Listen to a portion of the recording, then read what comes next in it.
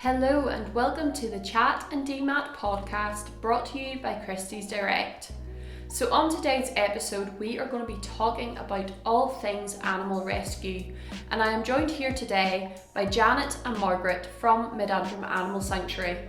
So Mid Antrim Animal Sanctuary is a not-for-profit independent registered charity which has been in existence since 1996. It concentrates its work on animal rehoming, education and relieving the distress and suffering of unwanted animals. The charity operates a no-kill policy, and in 2020 during this pandemic year they found forever homes for 238 dogs and 312 cats. This has been one of our charities of the year and we just think they do such a fantastic service, so there's no one better to talk about animal rescue and all the things involved in it. They're also involved in animal welfare laws, which we will be talking about later in the show. So, hi Janet and Margaret, do you just want to start off by telling us a little bit about what you do? Okay, so we're, as you said, Jenny, we're Mid Antrim Animal Sanctuary. We're actually celebrating our 25th anniversary this year. So we have come quite a distance now in the last 25 years. Our core objectives are animal rehoming, so we concentrate on dogs and cats. So really we're looking at relinquishments into the sanctuary, or working with the welfare teams, bringing unwanted dogs and cats in, and then working through our internal processes so that we can rehome them then at the other side. Okay. We obviously have checks and balances in place, so any dog or cat who's rehomed, and if it doesn't work out for them in that home, then they can come back here. So hopefully there's a wee bit of a safety net then for them. Yeah, definitely, because that can always be the worry sometimes, is maybe it's just not a right fit. It's not necessarily down to the dog or down to the owner. You just have to find that perfect match, I guess. Yeah, well that's the great thing about using rescue, is that there's always that safety net that the dogs can come back into us again, and even if it doesn't work out long term for any home, they've always got a home for life here with us at the sanctuary. So obviously it's around Christmas time. Is it a myth or is it true about rehoming dogs at Christmas? Because do you see a lot of spikes in dogs that come into your home after the Christmas period? Yeah, a lot of people think, what shall I do for Christmas presents? And it's, let's get the children a puppy. And they don't realise then, a few weeks down the line, that this wasn't a good idea, because they haven't got time to put into looking after the puppy. It's not getting socialised. People have to go back to work, children have to go back to school, and then the dog's left on its own. So then it's time, well, we can't keep it, so now we have to give it up to find another home. So this, apart from being very busy over the holidays, this is one of the reasons that we don't home animals over Christmas. So we stop homing on the 15th of December, and we don't home them until the new year. Well, she didn't know that. That's actually a very smart thing to put in place. It's also buying into the principle, that the sort of well-used tagline that a dog is for life, and not Christmas. So it really is, it's just sending that message, reinforcing that message again to folk that it's not a good idea just to get a pup or a kitten at Christmas. So it's just sort of, as I say, the principle of it, advocating that principle. And with your dogs, whenever we were up, so we did a vlog with yous, we seen all around the sanctuary, and one of the main things that stood out to me was yous doing your enrichment and your scent training. Why is it so important to have those activities in place for the dogs?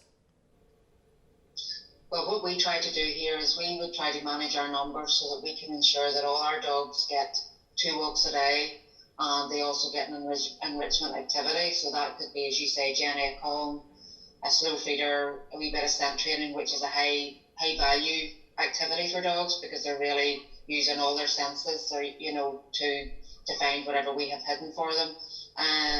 So it's just, those are bringing something to their day.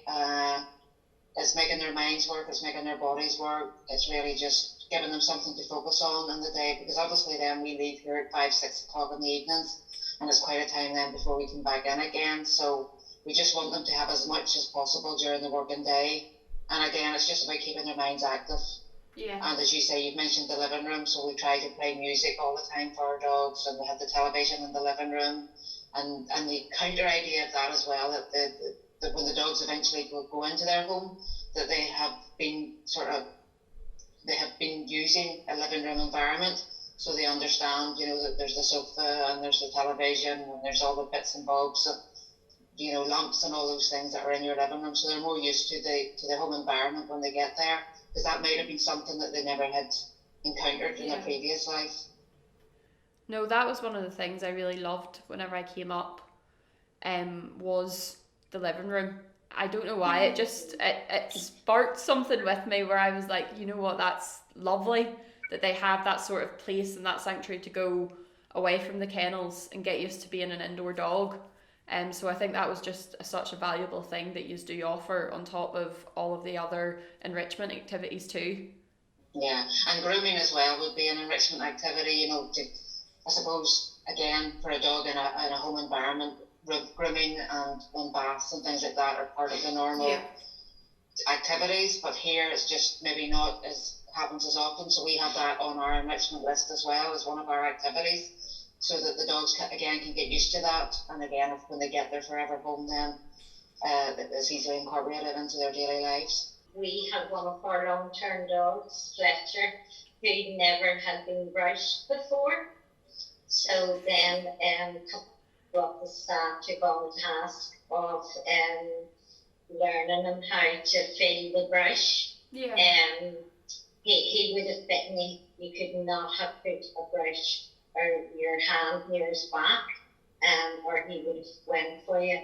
And now he's come such a long way, and a couple of the other staff are now being trained to brush him and show us signs when he's not happy. So, that has been a great, great development for him. Because I even think, on top of it enriching them, it just gets them used to being handled and held and touched, because sometimes when they're in kennels and stuff, they can maybe get a bit distant and maybe get that almost fear of being touched. So even having those grooming areas in there will just help them to get used to humans, I suppose. Yeah. So lockdown obviously happened, and it could very well be happening again. Was there a big boom in people that rescued dogs from yourselves over the lockdown period? We had, we carried on to a degree rehoming. Obviously there was various levels of lockdown, so it depended where we were at. At the initial stages, it really was a case of just managing the animals that we had here, and managing the whole staffing levels and working in teams and all that thing. But then once things started to open up again, we were rehoming. But because we have got checks and balances in place, the majority of our dogs and cats will stay in their home. It's very, the numbers coming back, yes, there is a few, we can't deny that, but they're not, it's not a huge number. The big thing with lockdown now is we're seeing requests coming in for us to consider taking dogs in for rehoming, and they're within that time scale, the 12 to 18 months old pups. So we're seeing that, and we are seeing that lots of dogs have behavioural issues. And obviously when we bring them in, then there's a wee bit of work at our side just to work through those processes and get them ready for the rehoming process. So it's not just a matter then of bringing a dog in, doing the assessments and then rehoming. It'll be a longer period of time. So we've got to get ready for that, and prepare ourselves for that. And yes, we've done training on the likes of separation anxiety, where, one of the big things is where dogs will stand at doors and chew at doors, handles and things like that. And that's because they've been used to someone being with them, and then all of a sudden there's no one there anymore, which would be quite difficult. So yes, we're starting to see the lockdown dogs, as they were affectionately known as. We're starting to see them coming in. We're also seeing a higher number, I think Margaret would agree, with puppy farms. Yeah. So we have had about 20 dogs in the last 2 to 3 months from puppy farms. So people are maybe becoming a wee bit disillusioned with that, if they started that industry up during lockdown, because they thought it was a way to make a bit of fast money, because the price of dogs was, the demand created a higher price for dogs. I've seen so many Yeah, it dogs was now, and the terrible. prices have just skyrocketed on them. Yeah, well, they're starting to come down again now, so obviously they're probably not the same markup as there was. So we're definitely getting more dogs in from puppy farms. So that's good. It's good for the dogs. Yeah, no, 100%. Some of them are very timid and will need a lot of work and socialization activities, but some are not so bad. Yeah. So it's just working with each one individually just to see what their needs are. Exactly. And was it something that you and the other sanctuaries sort of, you all had to deal with this in a way? Was it something you was prepared for almost? Yes, well, we definitely prepared. We did staff training. So we did look at separation anxiety was the main aspect that we looked at, and just what the signals were, what the triggers were, and then sort of relating that then to a kennel environment here, and then what plans we could put in place then to work the dogs through a process where hopefully we can mitigate some of the issues they have. And then it's the other side of it is getting an experienced owner potentially who knows the breed and is happy to carry on with that training so that the dogs can then have the best life they can. So talk me through the adoption process, so right from the start to how you do those checks. I want to know everything. Okay, well I start and then we can understand.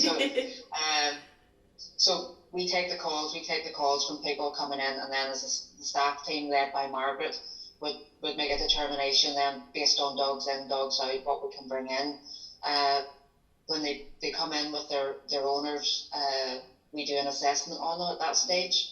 So there's a few checks and balances that we will look at, just how good they are with other dogs, how good they are with people. Obviously we get a wee bit of feedback from their owners just to see what the issues are.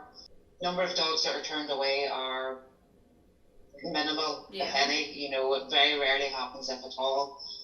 But there always is that. I suppose assessment is a way for us to sort of to gauge that. And then they go through the various assessments over a 3 to 4 day period here. And if there's no major issues, then we would promote them then on Facebook. We take online applications. This is all COVID now, sort of related. Yeah. We take online applications, and then the staff will sit and work through the best fit, and then ask those people to come up and meet the dog. And then there is a total of 3 to 4 meets and greets. So those meets and greets include the initial person who filled in the application, and then the wider family circle. And then if there's any other dogs in the household, then those dogs come up as well. So then they get an opportunity to meet. So we're trying to just look at every aspect within the home just to make sure it's the best home possible. And then we do, again, COVID related, we do a virtual home check at the moment, but we will go back to a physical home check at some stage. And then we give out lots of information on different aspects about how to look after their dog. We have the opportunity, we run a free training session here, so anybody who encounters any difficulties can book themselves in and come up and meet our behaviourist. And they can address any issues there as well. And the aim of that is to keep the dog in the home rather than it being returned to ourselves.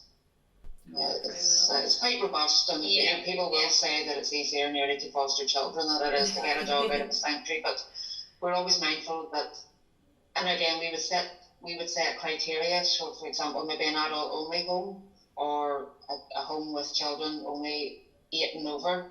And sometimes people don't quite understand, but the reason to that is we don't necessarily know the full background. Yeah.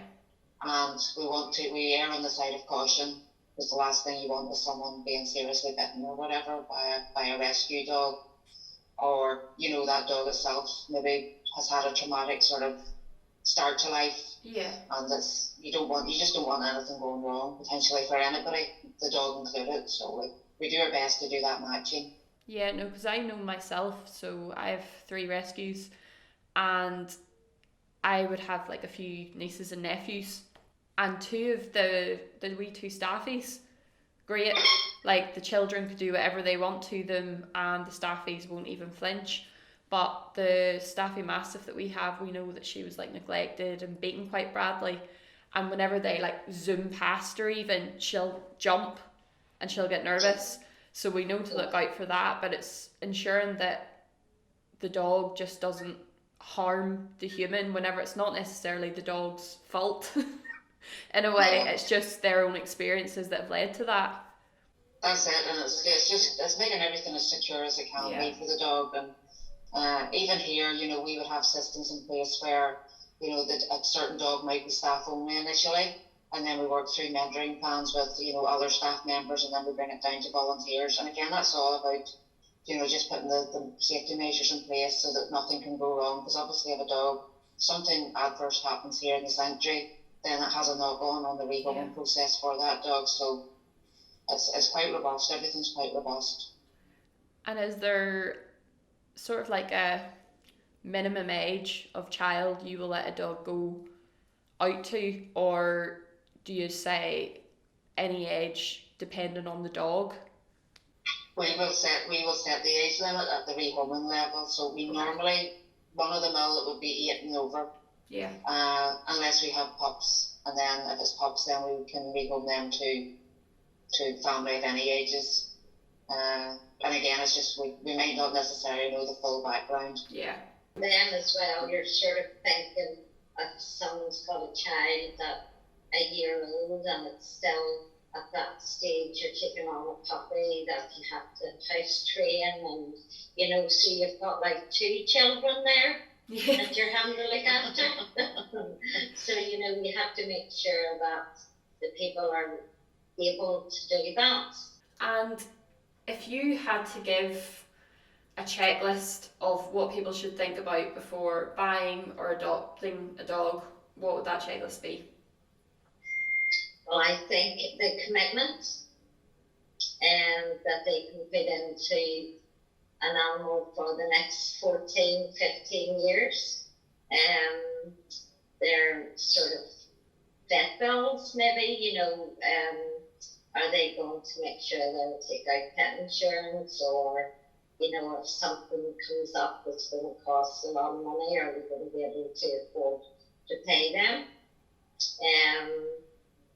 We were actually chatting earlier today, Jenny, about people researching breeds. Yeah. Because we're finding now, and it might well be a lockdown thing, that or an aspect within the lockdown, that people are ringing in and saying, I've got a dog and it's now too big for me, I can't manage it. It's too strong for me, I can't manage it. So we would sort of encourage people to do a wee bit of research and find the dog that suits them best, So if you're not wanting to walk long distances, don't get yourself, a Springer or a young Springer or something like that. You know what I mean? Yes.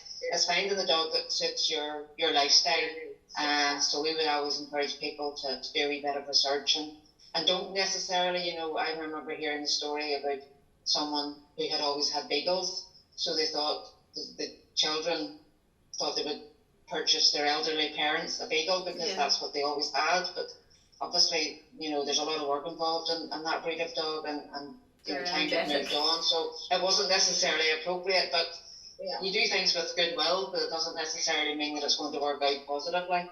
Yeah, because even certain breeds have their own distinct traits, like, German Shepherds are very alert, very guard dog, so they might not be suited to a child in a home where they'll bark if someone comes to the door. Same thing with collies.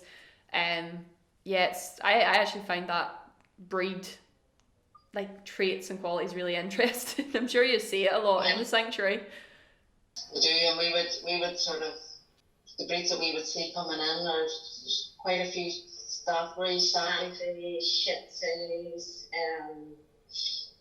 Bichons, we've had a good run with them. I will tell you, quite a lot of them have had problems and sort of not being very friendly, skin problems, thyroid problems. So it's in the breeding again, that these things have all came about. And I suppose as well as that, then you have found, or you're seeing, there would have been popular dogs, that the puppy farm, and that, people might have looked at and thought, this is a real popular dog here now, and a high value dog. Yeah. Potentially. Designer dogs. So you were seeing more of that breeding going on, and others left to the side. So we had about 3 or 4 bulldogs in now. Yeah. Mostly with skin issues and that, but again, there must have been a fad that went on with that breed. So again, you can see that working its way through sometimes if they appear in television adverts and things like that, then you see them becoming more popular. Yeah, exactly. And then collies as well, springers, German shepherds. We've had quite a few. So we do get a lot of one breed at times, you know. Yeah. We could have 7 or 8 of the one breed in at once, you know.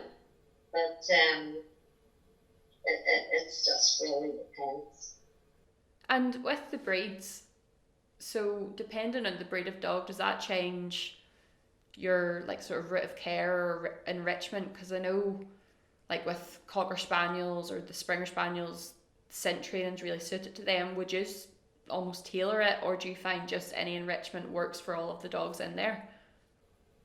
Oh, well, sometimes the smaller, older dogs don't want to be bothered. You know, they would maybe take them out for a wee drive in the van if they're going, you know, out, or come into my office, or in the clerk's office, or in the reception. You know, you would give them sort of wee bits of chicken. That most dogs all love chicken. So, you know, that would be their wee sort of, if you're doing wee corns or anything, put the chicken in it, because you can be sure they'll sit and sometimes they like to play with the balls. So, you know, there's different things. Yeah. But the collies, German shepherds, they all love to be running.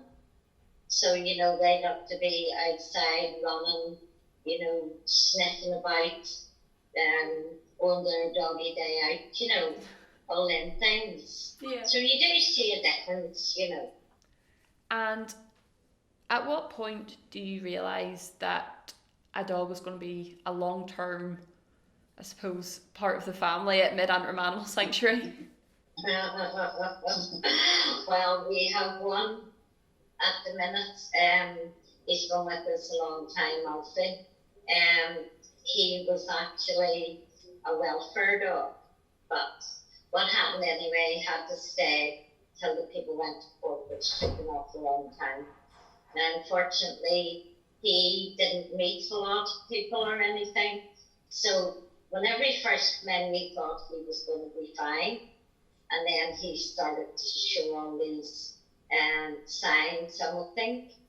It was more because he was never socialised. Yeah. So now, you know, he loves going dogs day out and all, but he would have went for people when they were out walking him, and he would get overexcitable, which meant then that he was starting to bite hard, and so that sort of came at a time where, who do we get to take this dog?